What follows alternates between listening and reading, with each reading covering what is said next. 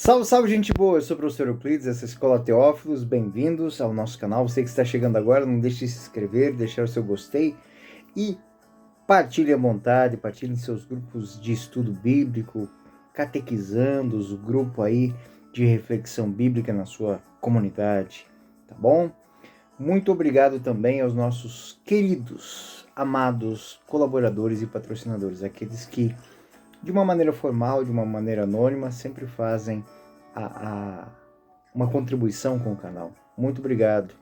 Você que também deseja fazer isso, aqui na descrição do vídeo, através da chave Pix aí, você pode fazer isso. Muito obrigado.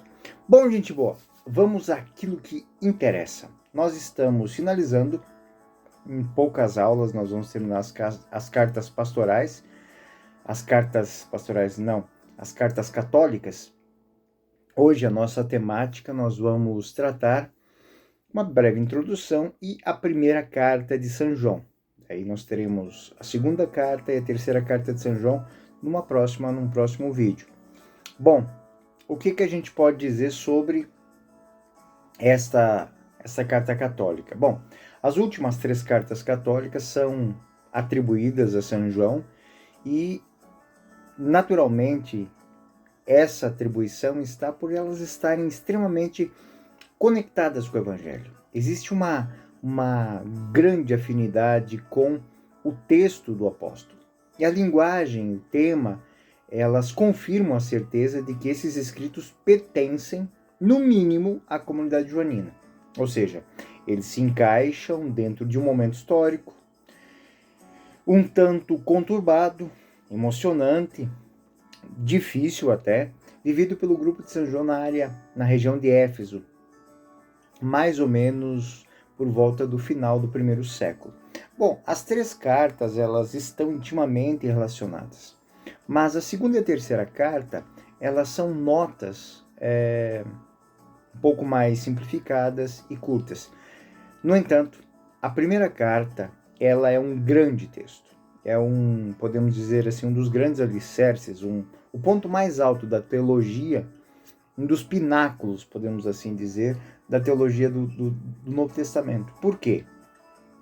Porque ela é fruta de um pensamento teológico maduro, de muitas reflexões, de muitas ponderações, tanto pastorais, quanto teológicas, quanto morais, que já eram de conhecimento, de vivência e de experiência das comunidades cristãs antigas. Então, quando eu digo que ela é um pináculo da teologia do Novo Testamento, eu estou falando ela com a propriedade fundada nisso. É uma carta que não deixa de ter o seu tom apologético, ou seja, de defesa da fé cristã, mas, acima de tudo, é um grande convite para aqueles que já conhecem a fé refletirem, fazerem uma anamnese de tudo aquilo que lhes foi dito e em relação, em frente àquilo que está sendo dito. E é nesse ponto que eu digo que a primeira carta de São João é extremamente atual, porque nós vivemos um período muito próximo a isso. Hoje se fala tanta coisa de tudo, e muita gente vem dar pitaco dentro da nossa maneira de viver a fé cristã, a partir de conceitos que não tem nada a ver com o cristão, não tem nada a ver com a fé cristã. O que a gente mais vê aí é os valores cristãos sendo questionados por pessoas que não conhecem a fé cristã, nem ao menos passou pela cabeça delas algum dia viver. E aí a repercussão disso é o seguinte: negar, tratar de maneira jocosa o desconhecido sem ao menos experimentar. Eu vejo isso e assim, indico a leitura da carta de São João extremamente para que a gente possa refletir um pouco sobre aquilo que nós já sabemos da nossa fé. E se colocar no lugar de defensores, mas não defensores bobos, mas defensores críticos, porque São João não deixa de lado a crítica joanina. Ele vai fazer uma crítica à maneira com que muitas vezes as verdades são ditas, as mentiras são ditas, melhor dizendo, maquiadas de verdades. Então eu pego uma verdade e coloco como guarda-chuva para esconder um punhado de mentiras.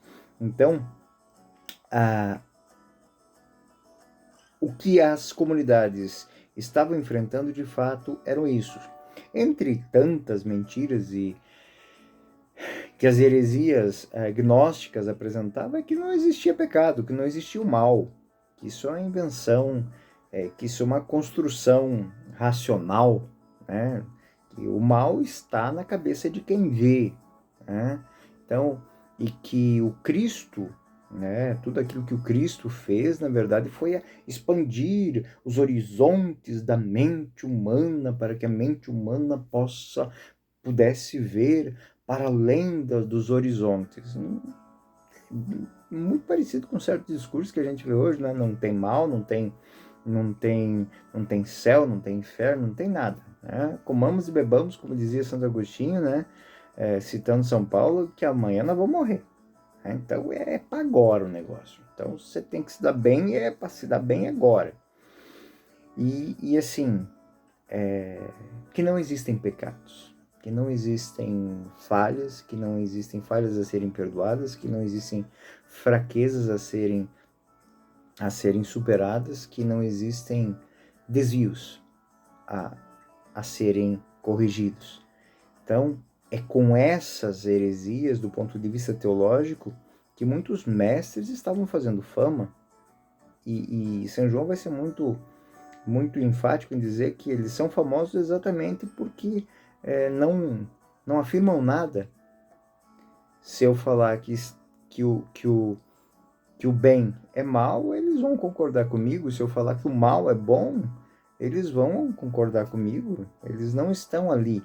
Eles estão ali para receber aplausos, para se pavonear de seu conhecimento etéreo e transcendente que foi trazido através de iluminações e de coisas mais. Então, São João tem as suas comunidades, vivem uma situação, neste momento, fundada em cima de problemas como esse. Problemas que depois vão repercutir até mesmo em perseguições para as comunidades. Por quê?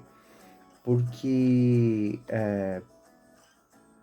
esses indivíduos mergulhados, inseridos no meio do grupo, e geralmente eles falam demais, eles querem ter o seu espaço para falar e tudo mais, fazem com que as autoridades da época, as autoridades civis e tudo mais, começassem a olhar para as comunidades cristãs com uma certa dúvida. Então, as comunidades cristãs que sempre, no início, estou dizendo isso, elas eram muito quistas, e São Paulo cita isso em suas cartas, eram muito, e o Atos dos Apóstolos vai falar assim, de uma maneira muito enfática, né, que os cristãos, na sua origem, eram pessoas que eram bem aceitas por todos, porque viviam algo que era atrativo para todos, ou seja, o respeito, a fé vivida em respeito às outras maneiras de pensar, mas acima de tudo, não era uma preocupação. A preocupação era viver bem a minha fé e a minha fé semeasse transformação no mundo. Então,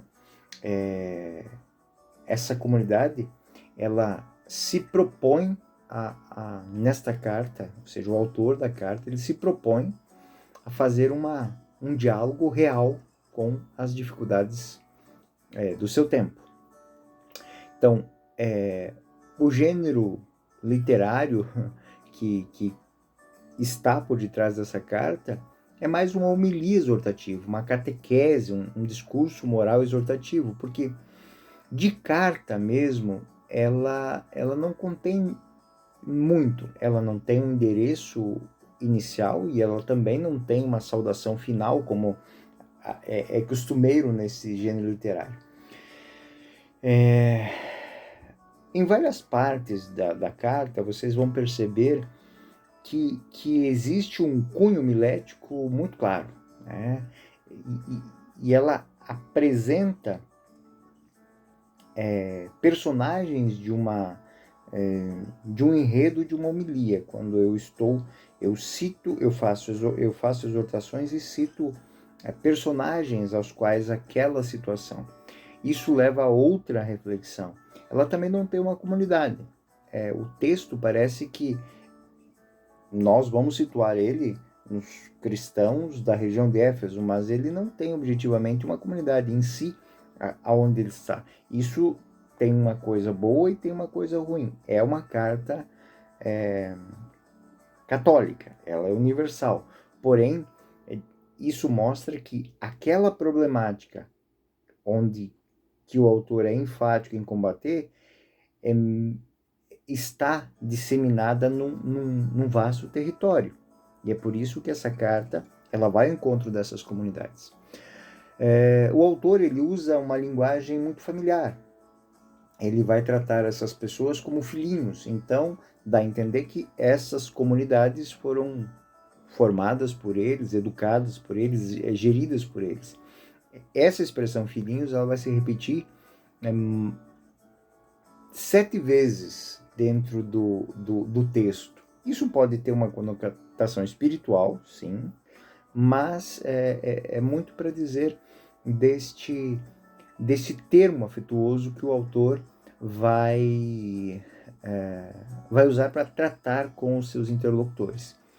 Ela expressa o desejo de entreter, de chamar atenção e gerar neles um prazer. É como a mãe que chama assim, meu filhinho, vem cá, vamos conversar. Porém, ela tem um sotaque e nesse sotaque afetivo, ela tem um quê também daquela palmada, daquela, que é isso? O que você está fazendo? Mas, acima de tudo, é um texto que ele quer chamar atenção por essa proximidade, por essa afabilidade, mas também por endereçar essas palavras com um tom de muita alegria, ou seja, alguém que se alegra em exortar, alguém que se alegra em indicar o caminho, alguém que se alegra em acender uma lâmpada para que os outros possam vislumbrar as realidades. E isso fica muito claro em 1 João, capítulo 1, versículo 4. Escrevemos essas coisas para que a vossa alegria seja completa. É aquilo que eu disse. Estamos bem, mas existem coisas que estão incomodando vocês. Então o que eu estou escrevendo é para fortalecer a vossa fé e aquilo que já vos alegrava, vos alegre ainda mais. João capítulo 2, versículo 1, filhinhos meus, isto vos escrevo para que não pequeis. Mas se alguém pecar, temos um intercessor junto ao Pai, Jesus Cristo, o justo. E aqui nós temos o primeiro tema. O primeiro embate está numa frase muito pequena. Escrevo para que ninguém peque. Mas se alguém pecar, não diga que o pecado não existe. Peça perdão. Temos um intercessor, temos um redentor. Junto ao Pai, Jesus Cristo, o justo. Então aqui nós temos a nossa primeira mensagem. Não pequem, mas se errarem, tenham consciência de que o pecado pode ser superado pelo perdão. Então, direcionem vossos corações, vossas almas, vossas atitudes em direção àquele que vos dará a redenção, Jesus Cristo, que está junto do Pai. Outro tema, que era a negação de que Cristo não podia perdoar porque ele era um homem. E aqui nós temos uma heresia sendo apresentada nessas comunidades. Não, Jesus Cristo é alguém que veio para nos abrir a mente, mas é um homem muito sábio, mas não passa de um homem. Então todo o mistério da redenção, da paixão, morte e ressurreição, ele é negado aqui por esses falsos doutores, que é assim, eu uso todo o conteúdo de um livro, mas eu digo que o autor não é bom. Eu cito palavra por palavra de tudo que está escrito num livro, mas eu digo que o autor, ele não é digno de crédito. Eu que estou falando, eu que estou interpretando. É como se o tradutor do livro fosse mais importante que o autor. Então, É o jogo de palavras que o gnosticismo trazia para o meio das comunidades e deixava as comunidades nesse grau de tensão, e que São João, o autor da carta, melhor dizendo, ele quer superar. Ele vai dizer: caríssimos, não vos escrevo nenhum mandamento novo. Terceira temática aqui, ou seja, não é algo novo que está sendo ensinado, mas é um mandamento antigo, a palavra que acabais de ouvir. E qual a intenção da carta? Memorem, façam memória disso. E 1 João, capítulo 2, versículo 7, vocês vão encontrar isso. Em 1 João, versículo 8, tem algo muito interessante, né? Eu vos escrevo agora um mandamento novo, verdadeiramente novo. Nele, como em vós, porque as trevas passam e já resplandece a verdadeira luz. Ou seja, ele não está ensinando nada de novo, mas ele está dando um mandamento novo. Ou seja, olhem para a luz, não caminhem para as trevas. E no capítulo 2, no versículo 12, filhinhos, de novo, filhinhos, eu vos escrevo porque vossos pecados vos foram perdoados pelo seu nome, pelo nome de Jesus Cristo. Então, São João não se incomoda de ser repetitivo. O óbvio tem que ser dito. A verdade tem que ser propagada quantas vezes for necessário. É por repetição, né?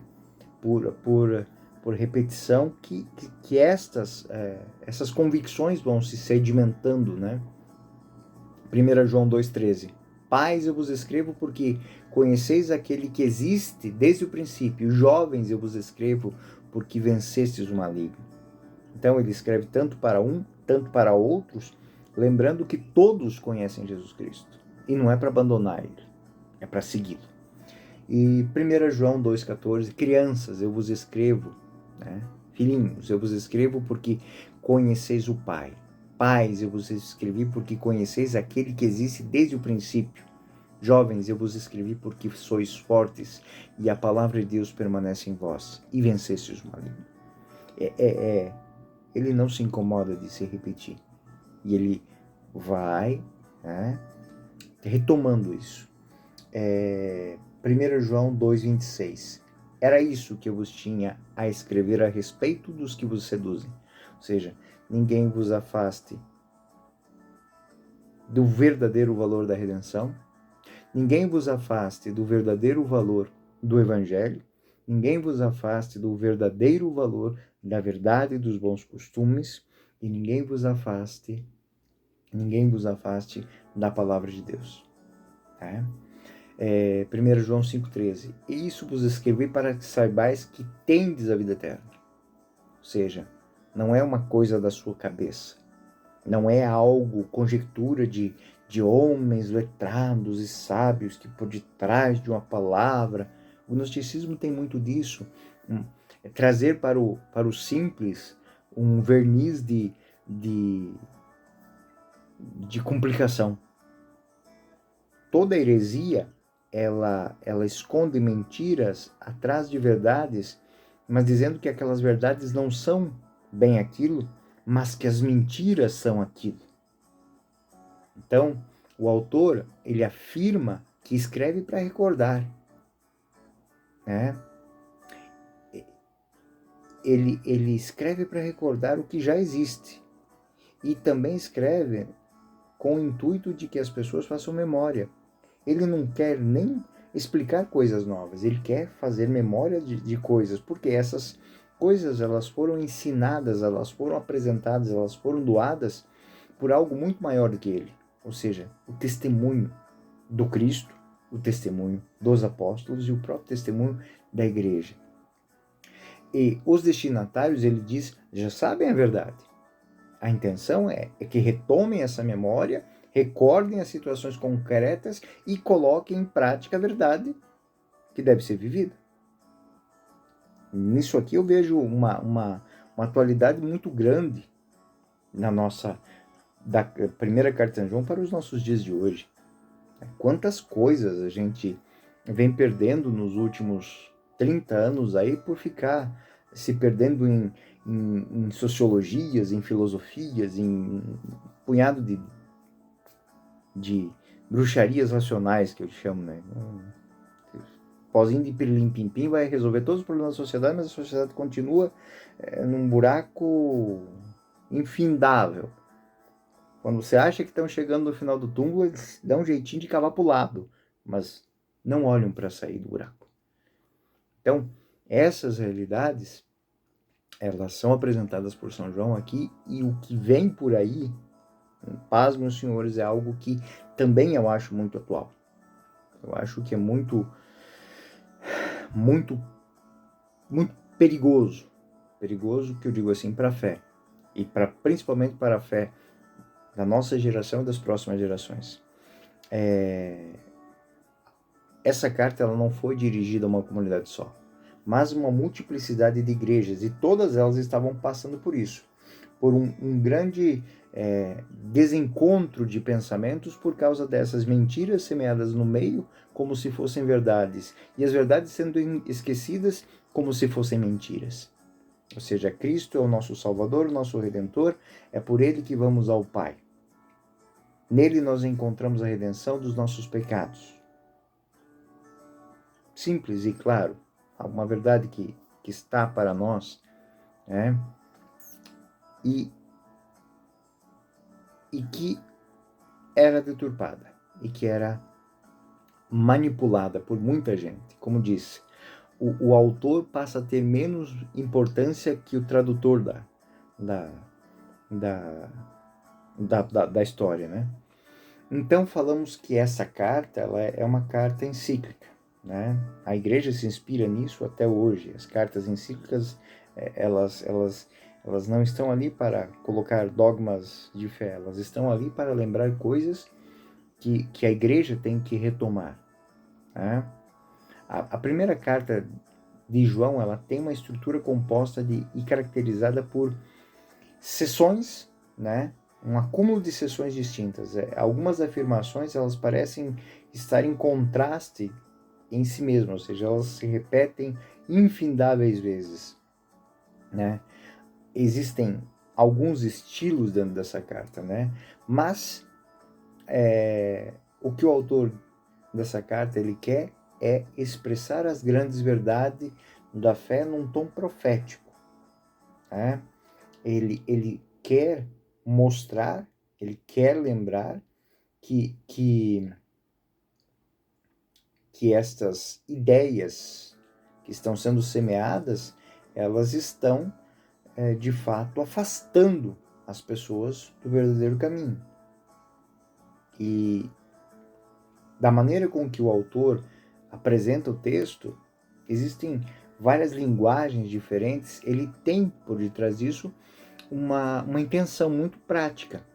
Ele escreve a mesma coisa várias vezes, de maneiras diferentes, mas não com a intenção de simplesmente repetir, mas para que uma coisa que foi escrita aqui de uma maneira seja entendida por um grupo, que não entenderia isso se fosse escrito de outra maneira. E ele escreve a mesma coisa a outro grupo que entenderia aquilo dessa maneira. Não entenderia aquilo que foi escrito, que é a mesma coisa, mas entenderia isso. Então ele diz a mesma coisa de várias maneiras, ou seja, ele tem um molho de chaves nas mãos para abrir várias fechaduras para se entrar na mesma casa. Então, é essa dinâmica que parece muitas vezes fazer com que a gente nossa, parece para uma coxa de retalhos. Não. O texto ele é conciso, ele é denso, porém, as aplicações dele é alguém que está escrevendo sobre temas comuns para vários tipos de pessoas, com uma linguagem e de estilo diferente, para que cada um à sua maneira, né? Vamos imaginar assim, ele está escrevendo em várias línguas o mesmo texto para que as pessoas que estão naquela plateia, que estão naquela assembleia, que são de origens culturais diferentes, entendam a mesma coisa. Então, isso lembra, e é nesse ponto que ela passa a ser um estilo epistolar, porque isso lembra que isso é muito próprio do ensino do ensino oral. de alguém que está fazendo um ensinamento e para alguns ele dá um exemplo sobre aquilo, para outros ele conta uma historinha e para os outros ele fala do conceito do ponto de vista filosófico, essencial do conceito. Então, isso mostra que que o autor da Carta de São João, ele tem uma solicitude pastoral muito grande, né? Então, e ele quer que esse ensino ele seja preservado, ele seja vivido. Então, a escrita ela vai repercutir essas várias nuances que o pastor que está escrevendo tem. Em alguns momentos ele diz uma coisa e ele é severo, e ele é didático. No outro momento ele é caridoso, ele é afável. Então ele tem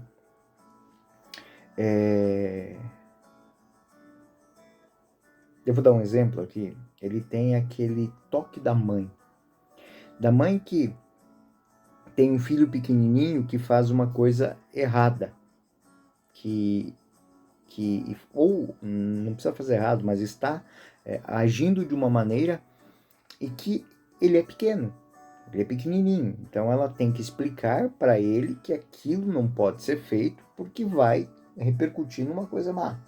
E aí ele tem outro filho que está também fazendo a mesma coisa, mas já é maiorzinho. Então ela vai dizer e vai usar um tom diferente para dizer que ele não deve fazer aquilo, ele deve se cuidar, ou ele deve fazer aquilo melhor. E aí ele tem um filho que já ouviu aquilo inúmeras vezes, não se emendou ainda, e ela quer que ele mude.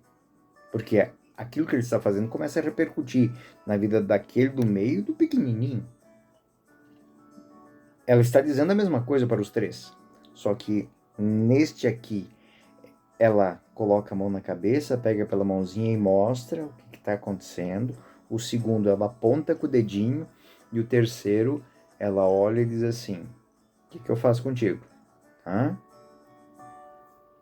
É a hora de gente aplicar um corretivo? Mas o que você pensa? Né? Então, eu dei esse exemplo para vocês entenderem que a maneira com que a carta é escrita, ela tem isso. É alguém que está falando para um grupo muito que é muito variado, mas ele tende a querer ser entendido por todos, falando sobre a mesma coisa de várias maneiras. Ele não é repetitivo, ele simplesmente usa instrumentos de comunicação com nuances e tons diferentes, porque isso é próprio da comunidade que é multifacetada. Então a estrutura da primeira carta de São João, ela não é nada óbvia, né? Santo Agostinho, que faz um comentário dessa carta, ele fala longamente, quase todo o tempo, que o tema fundamental da carta é o amor, embora a gente saiba que Santo Agostinho vai falar isso porque o amor é o fio condutor de toda a carta. Ele tem amor para, como eu disse, o amor para o pequenininho, para o mais velhinho e para o adulto. Mas o que ele está ensinando, né,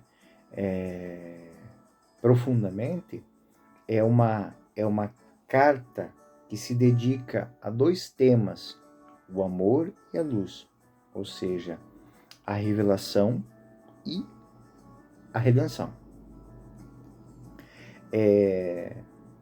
O prólogo, como disse, ele não dá um endereçamento, né? A partir do versículo 4, o tema é a luz, né?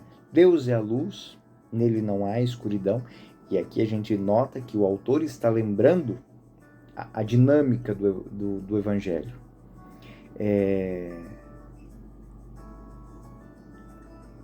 Depois, dentro dessa segunda parte, mais ou menos lá pelo capítulo 2, versículo 3 a 11, esta luz, ela provém de um conhecimento íntimo de Deus. E aí, capítulo 2, versículo 12 e 17, são admoestações para que os homens de fé se oponham ao mal, para que o mal não apague a luz. É um pouquinho aquilo, né? Vós sois luz do mundo, né? E a lâmpada não foi feita para ficar debaixo do alqueire, mas para ser colocado num candelabro. No versículo 18 do mesmo capítulo 2 até o 27, são admoestações contra aqueles que fazem divisão, né, por razões de fé. Ou seja, a fé ela é uma só. Existem níveis de compreensão dessa fé. Mas não é porque você entende uma coisa a sua maneira que ela não seja verdade. E aí ele vai apontar para aquilo que une a fé, que é o amor. A fé no amor. A fé está no amor. A fé é vínculo de unidade com expressões humanas de caridade. Uma fé que não transborda em amor, ela não é fé, porque Deus é amor. Se eu não conheço amor, eu não conheço Deus. E se eu não conheço Deus, eu acredito no que, afinal de contas? É essa a lógica da primeira carta de São João. E aí a segunda parte é o evangelho do amor, né? Devemos amar uns aos outros. Isso ilumina o mundo. E aí estou repercutindo a primeira parte da carta. Capítulo 3, versículo 11 vai dizer isso, né? Capítulo 3, versículo 12 a 24. O autor exorta os fiéis a mostrar o amor com obras. E aí ela se encontra com as cartas de Pedro, se encontra com as cartas de Tiago, se encontra com as cartas de Judas. Ou seja, isso parecia ser algo que estava se arraigando. As pessoas gastavam tempo ali fazendo elucubrações teológicas e pensando e vendo coisas que não existiam e não iam para o prático. Você diz que crê em Deus e Deus é amor, então você tem que viver esse amor. Você tem que explodir em amor, você tem que mostrar o seu amor através de palavras? Não, obras. Obras. 1 João 4, 1, 6. Os espíritos da decepção e da verdade. Os espíritos da decepção é aquelas pessoas que elas querem algo mais. Elas não se contentam com o simples, né? Elas querem então que por detrás daquilo tenha. E aqueles que se contentam com a verdade. É assim, pronto. Eu não tenho que querer achar aqui atrás algo, né? Então vamos imaginar um texto bíblico, né? Um pequeno texto bíblico, vou dizer assim, não, porque esse texto bíblico, porque foi escrito desse jeito, ele é... Não. A verdade é verdade. A verdade não precisa de defensores, ela simplesmente precisa ser compreendida e posta em prática. Simples assim, né?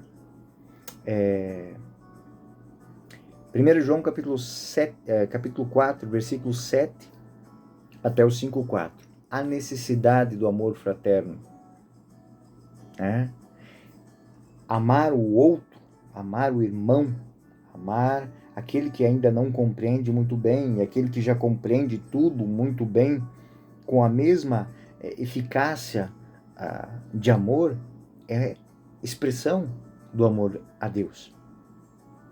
E é aquela expressão, quem não ama a Deus, que não vê, e não ama o irmão que vê, quem diz amar a Deus que não vê e não ama o irmão que vê, é mentiroso. É mentiroso. Santo Agostinho tem um comentário em cima disso fabuloso, né? Se eu conseguir achar nos meus alfarrábios aqui, eu vou colocar no anexo desse texto aqui. A fé é a testemunha do crente. Mas esta fé, esse tipo de fé, a fé que repercute em atitude, a fé que repercute em ações, a fé que repercute em transformação. E aí, o texto termina com uma breve conclusão, né? Essa conclusão ele vai fazer uma chamada às pessoas a fervorarem a sua caminhada, a refletirem sobre aquilo que havia sido ensinado. Não importa se você é criança, se você é adulto, se você é velho, se você é pai, se você é filho, se você é mãe. O evangelho é para todos, a salvação é para todos, a remissão é para todos.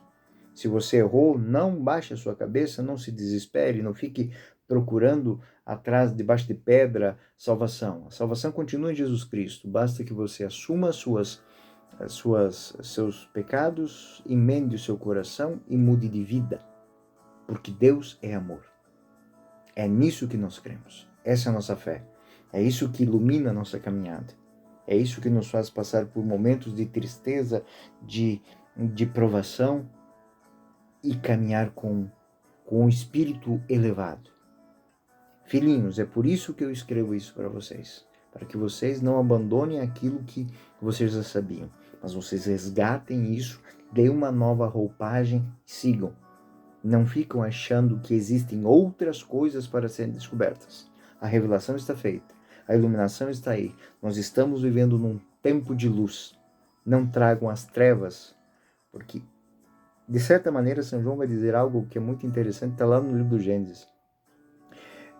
No livro do Gênesis, é muito interessante isso para quem estuda a Sagrada Escritura, que primeiro, a narração do livro do Gênesis, Deus disse que tudo era bom. Tudo é bom. E alguns versículos depois, aparece uma criatura lá que vai dizer o seguinte, vão conhecer o bem e o mal. Que mal, se tudo é bom? Então, o demônio, ele tem esse enredo de te oferecer uma coisa que não existe para fazer você perder uma que existe. A mesma coisa era essa experiência, porque a receita de bolo do capeta é sempre a mesma, né? É fazer com que a gente não veja aquilo onde a gente tem que investir. Se uma família está dividida, está passando por dificuldade, invista no amor, na caridade, na paciência, no respeito. E não no litigante. Não a fervor, não, digamos assim, ampliemos as distinções. Não. Cada um tem a sua maneira de pensar a vida, de entender.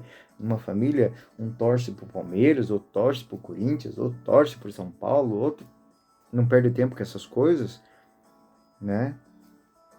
Mas isso não muda a vida deles. Agora, o respeito, o carinho, o afeto deve existir e assim, sublinhar todas as atitudes. Todas as atitudes. Independente de qualquer outra coisa. Por quê? Porque essa é a nossa fé. Cristo salvou a todos, independente da origem, da cultura. Por quê? Nós nascemos do amor. Deus é amor. E nós viemos de Deus, estamos em Deus e para Deus voltaremos. Homens criados à imagem e semelhança de Deus. Esse é nosso legado. Entender isso e viver isso. Então, se a gente pudesse fazer uma breve exposição, nós temos então, como disse, um prólogo, né? Esse prólogo ele vai usar o primeiro capítulo do Evangelho de São João, é muito próximo, então é um texto lírico parafraseando o Evangelho de São João. E a intenção é de esclarecer, ou seja, de pegar aquele texto que está no Evangelho e fazer uma releitura que vai expor as realidades que estão ali.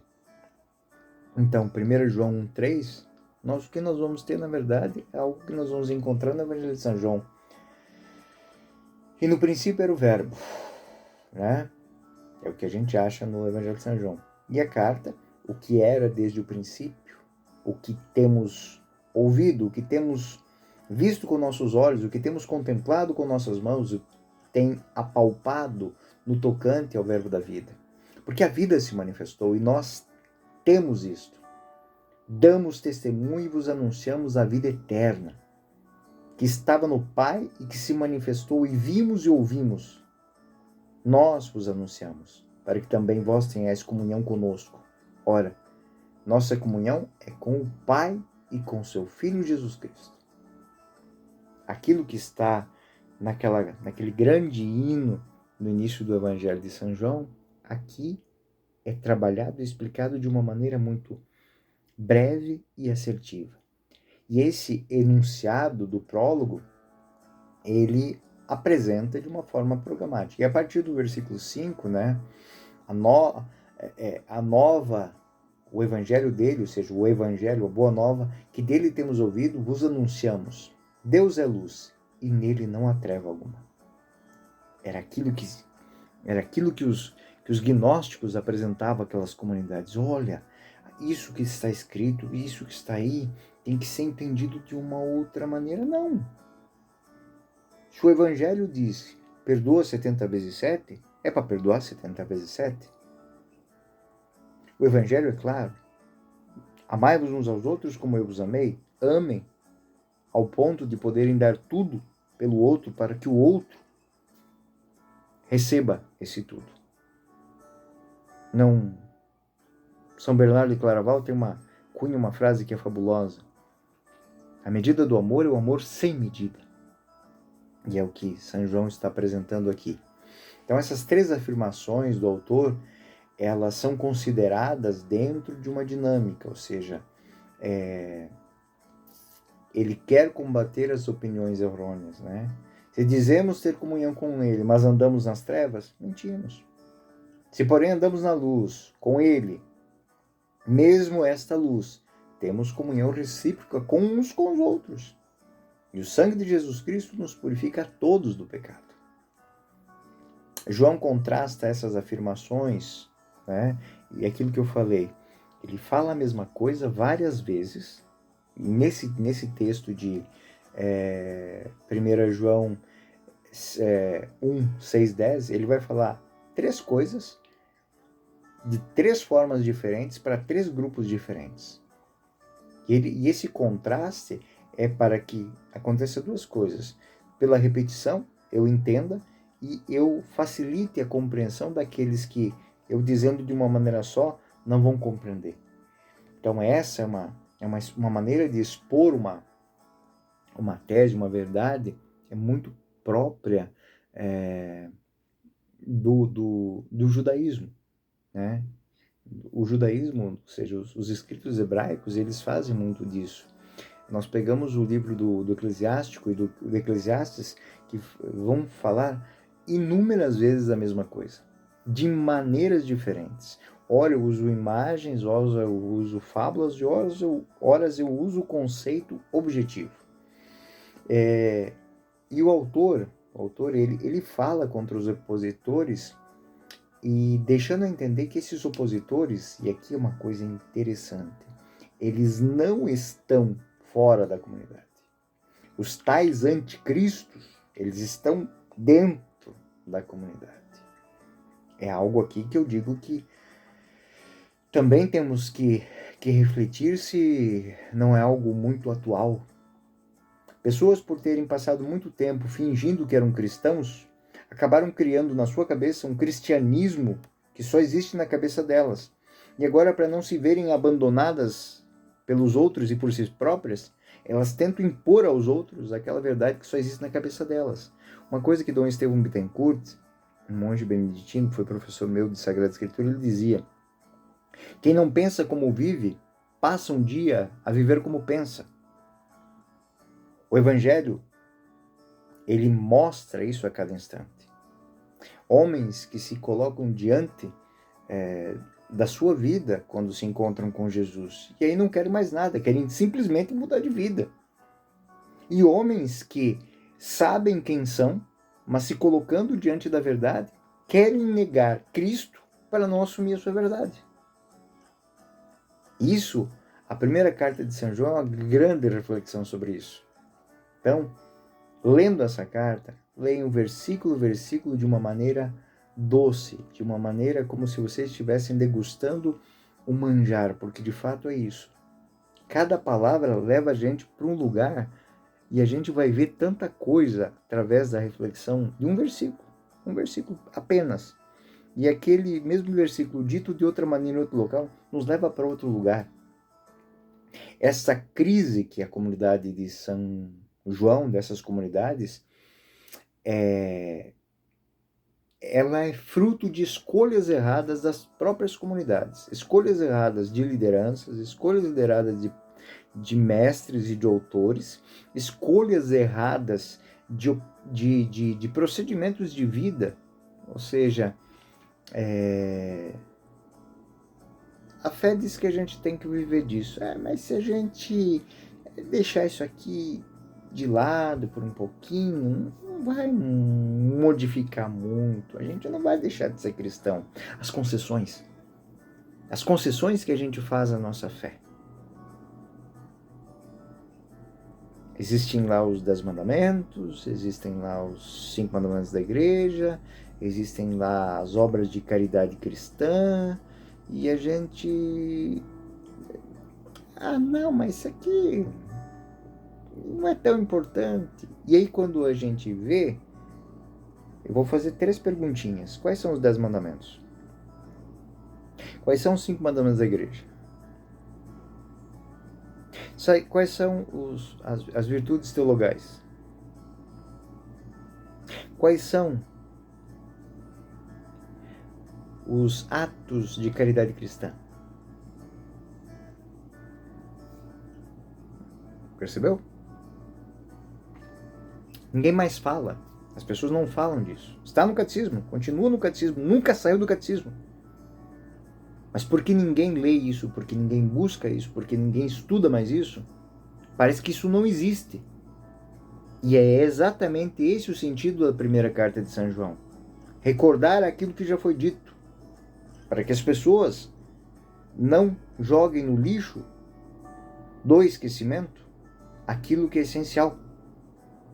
Se eu esquecer que a misericórdia existe, ela nos foi dada por Deus, e ela tem que ser tomada, se eu esquecer isso, eu esqueci tudo.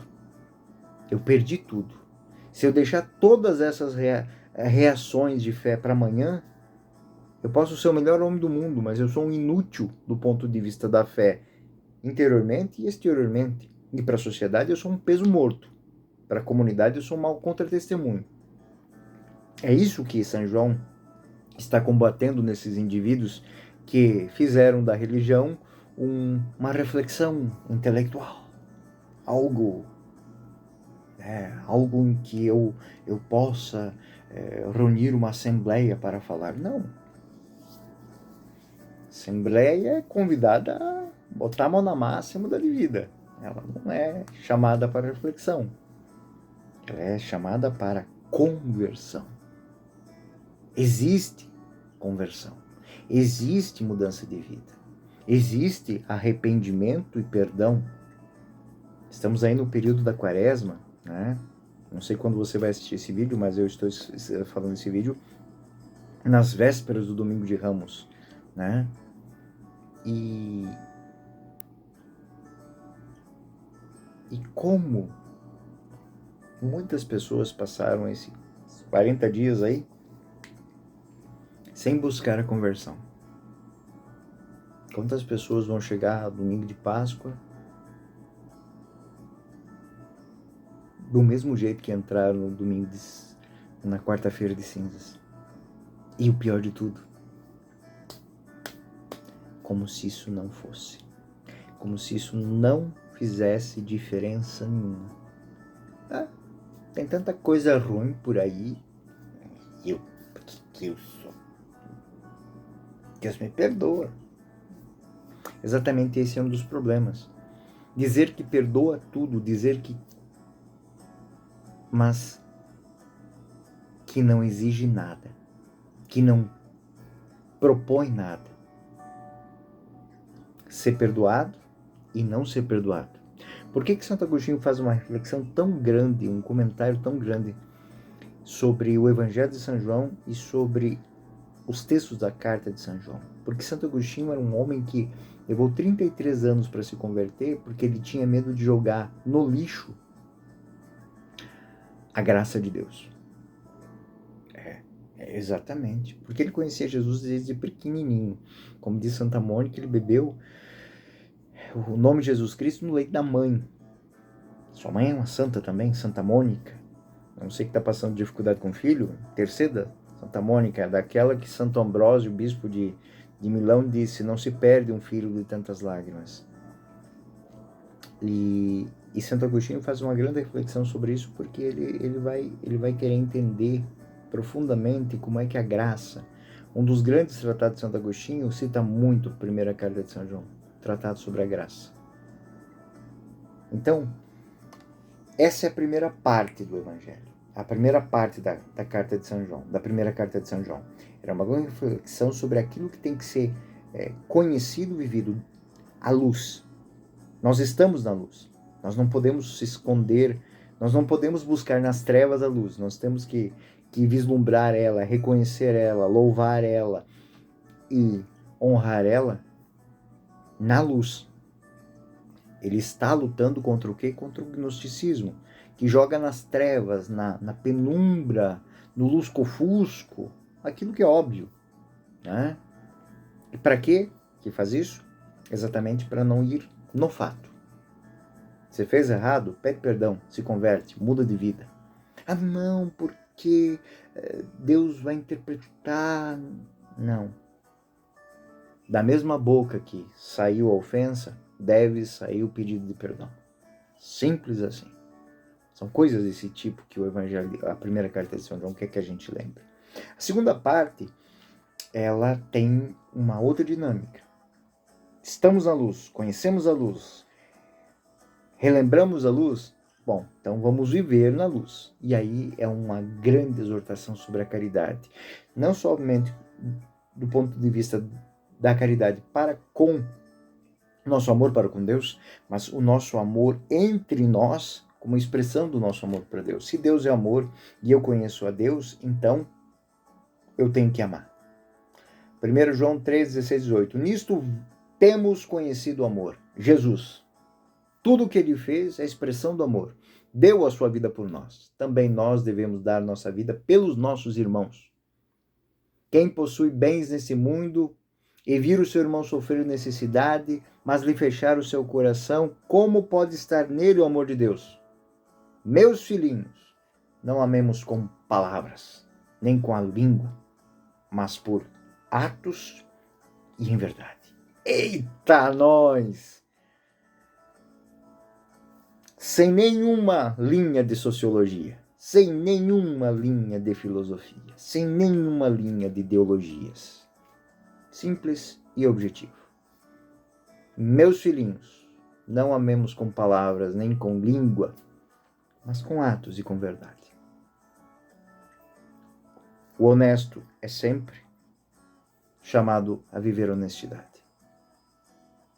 O sério é chamado a viver seriedade. O que tem fé, a viver a fé. O que tem amor, a viver o amor. Isso serve para tudo. Simples assim.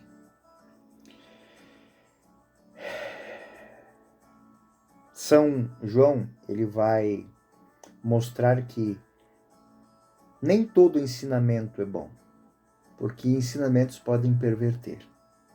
Mas são bons os ensinamentos que nos mantêm interagindo com o Espírito de Deus, com a graça de Deus. Porque o anticristo também ensina. Ensina a ir para as trevas. Ensina a ir para o pecado. Aliás, a crítica de São João é mais interessante, porque ela vai dizer que os falsos doutores, os falsos mestres, eles não ensinam que existe a graça, eles não ensinam que existe a redenção, eles fazem algo muito mais pernicioso. Eles dizem que o pecado não existe, que o mal nunca é feito.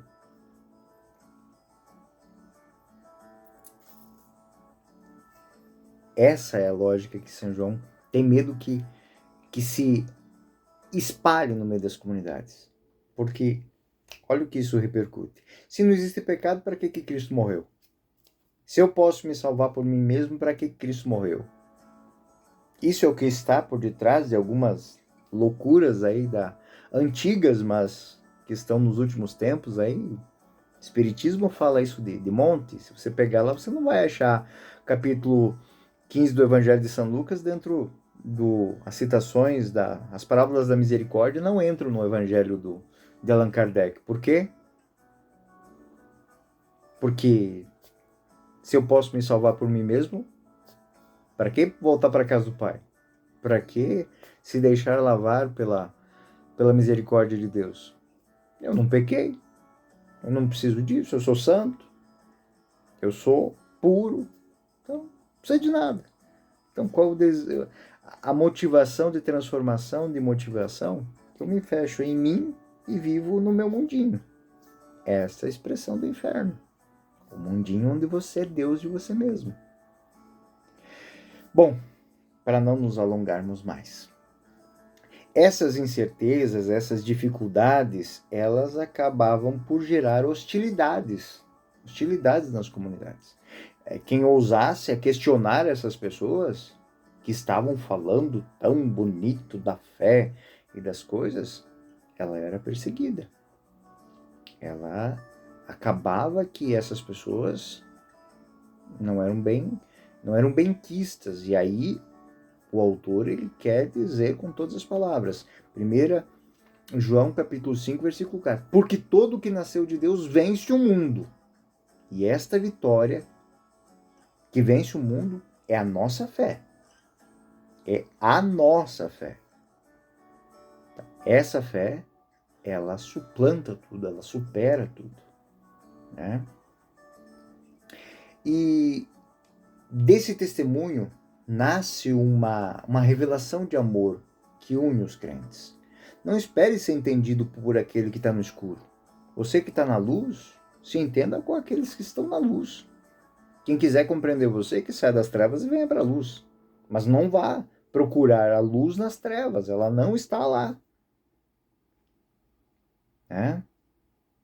Ninguém pede a cor, ninguém pede informações sobre a cor a quem não vê, e ninguém pede informações sobre melodias a quem não escuta. Então, é uma realidade que ela é muito pautada na prática, né? O sabor, pedir o sabor a quem não tem paladar é complicado. Pedir o que está escrito àquele que não sabe ler. João, ele é muito objetivo nisso. E a última parte, que é quase que uma despedida, o capítulo 5, 14 e 21, ele é um acréscimo editorial, né? Isso vos escrevi para que saibais. E fica claro que ele está fazendo uma exortação moral para pessoas que já conhecem a fé, mas que estão enfrentando problemas causados dentro da comunidade por más escolhas da própria comunidade. Escolheram pessoas vaidosas, pessoas fingidas, falsas, e colocaram como lideranças. E essas pessoas, para se perpetuarem no cargo, na posse, começaram para não irem para a luz, as pessoas não verem que elas tinham falhas, elas começaram a criar um mundo paralelo. Um mundinho paralelo, onde que tudo é certo, tá tudo bem. E aí, o evangelista, o autor da primeira carta de São João, ele quer que essa comunidade entenda que essas perturbações, elas devem ser corrigidas com o quê? Trazendo para a luz, com aquilo que é próprio da luz. Ou seja, se eu amo a Deus, eu tenho que amar. Amar a mim, amar o próximo, e isso tudo vai repercutir no amor a Deus, né? Esses anticristos, eles negam que Deus existe. Eles negam que o amor existe. Eles negam que a verdade existe. Eles só não negam que eles existem, né? Para ele você pode fazer tudo. Em vez disso, essas falsos profetas, eles dizem que você só não entende isso do jeito que eles entendem porque ele tem um conhecimento superior. Eles ostentam conhecimentos, especialidades, de maneira extraordinária. O Espírito Santo fala neles assim como enfiar o dedo na tomada. Ligação direta, né? É uma força cósmica, né? E São João, ele quase que ridiculariza essas pessoas, né? Porque quando eles negam a realidade do pecado, eles negam a única coisa que nos coloca diante de Deus, Eu vim para os pecadores. Quem está são não precisa de remédio. Enfim, este grande desejo de que ninguém viole os mandamentos é próprio do autor. Esse autor, ele é, de maneira especial, embora muitas discussões já tiveram, tudo indica que ele é o evangelista São João. Mas, se não pudermos colocarmos isso de uma maneira incisiva, ele é alguém muito próximo da comunidade joanina, alguém que está inserido. Então, se não foi João propriamente, é um grupo de discípulos, porque é muito interessante que durante todo o texto ele vai usar essa afirmação, nós. Pode ser sim um plural majestático, né? Aquilo que e assim muitas vezes ele usa isso no imperativo, nós, ordenamos nós, né? Esse plural majestático que está falando que aquela ideia, aquela consciência não é consciência dele, é nós igreja, nós pensamos assim, nós defendemos isso, nós vivemos isso. Então, todos os grandes padres da igreja, desde lá no século II, Pápias, Policarpo, Justino, até Santo Agostinho, Tertuliano, Clemente de Alexandria, todos esses por volta já do século 200, século 300, indicam São João como autor da primeira carta. E esse contexto literário não nega também que possa ter editores que possam ter. Mas essa autoridade, ela se fundamenta, como disse, é uma carta circular, que é para ser lida por toda as comunidades. A data e o local por volta, final do século I, tanto que ela já é citada por autores do início do século II, e na região de Éfeso. Então, a primeira carta, ela tem esse cunho, tem esse direcionamento. A sua atualidade está nisso. Sabemos a verdade, conhecemos a verdade, vivamos a verdade. Eu sou o professor Euclides, essa é a Escola Teófilos, bem-vindos ao nosso canal. E a você que está chegando agora, seja bem-vindo, até o próximo vídeo. Paz e bem.